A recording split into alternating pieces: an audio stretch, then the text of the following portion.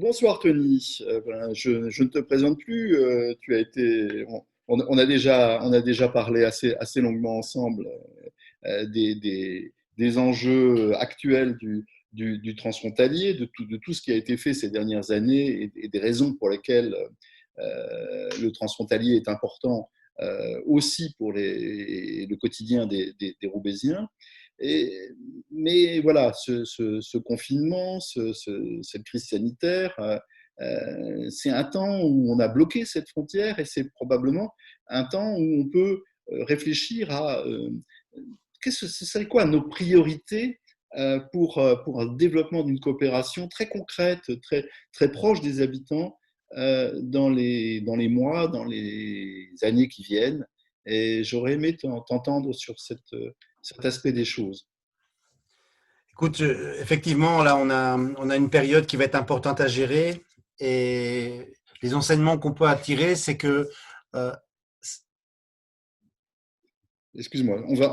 Bonsoir Tony, je ne vais pas te représenter. On a déjà eu l'occasion de parler assez longuement de tout ce qui a été fait en matière de coopération, des enjeux globaux de la coopération et à quel point la coopération transfrontalière est importante pour le quotidien des habitants de toute la métropole transfrontalière, bien sûr, mais en particulier de ceux de Roubaix.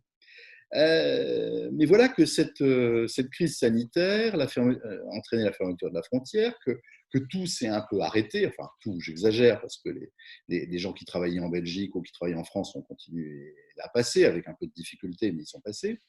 Mais c'est peut-être le moment de se poser la question et demain, quelles sont les priorités opérationnelles, concrètes, qu'on devrait donner à cette coopération, pour qu'elles soient encore plus au service des citoyens de nos territoires, et à commencer par les Roubaisiens.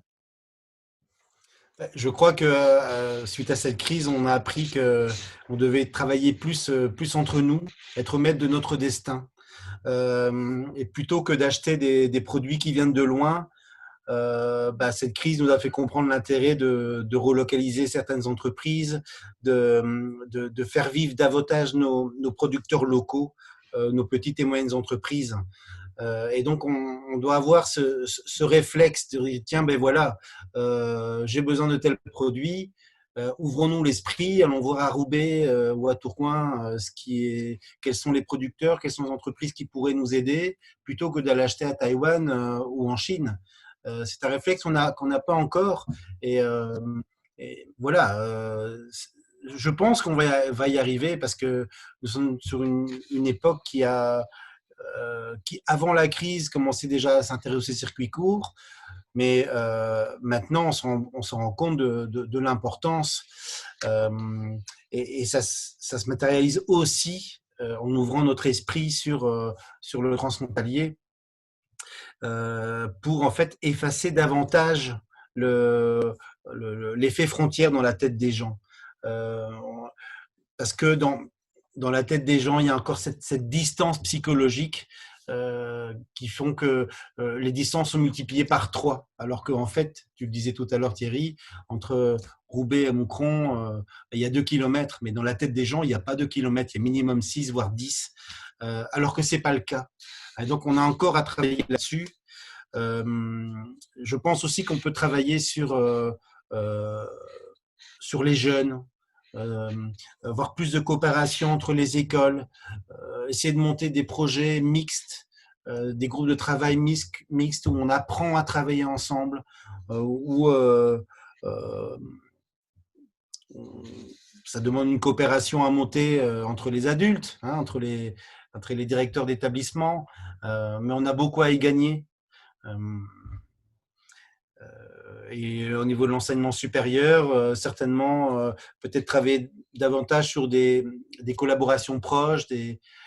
On sait que les étudiants aiment les Erasmus exotiques à Barcelone ou en Italie, mais on pourrait très bien imaginer des coopérations universitaires très intéressantes à mener entre nos villes universitaires de part et d'autre de la frontière.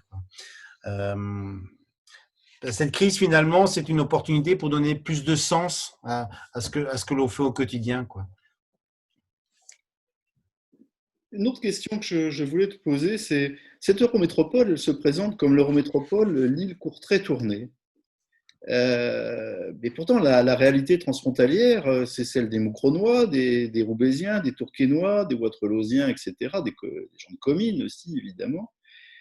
Quel rôle devraient jouer les villes de Roubaix, de Tourcoing, de Moucron, évidemment, dans l'animation de cette coopération? Un rôle essentiel. Un rôle essentiel.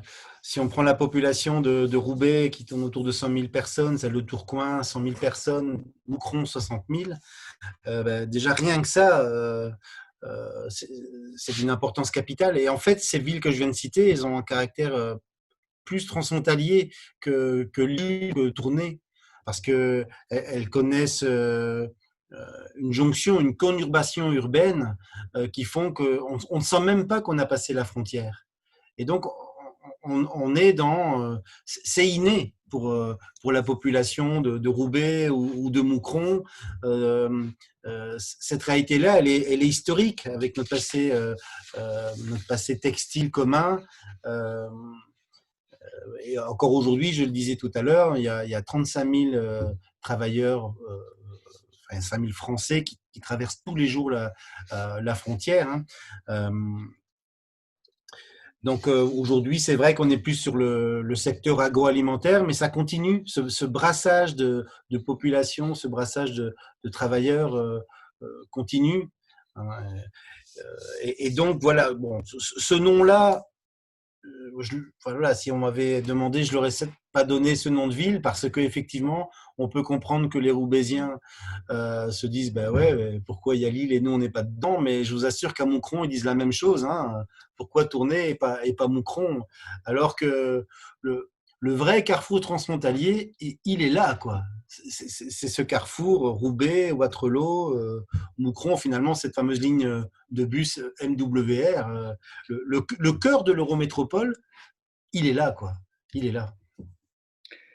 Merci, merci Tony, grand merci du tout le temps et puis que tu nous consacres et puis merci de ton enthousiasme pour le transfrontalier qui donne chaud au cœur et on peut qu'augurer un vrai développement de cette coopération transfrontalière dans les mois et les années qui viennent, la crise sanitaire étant passée.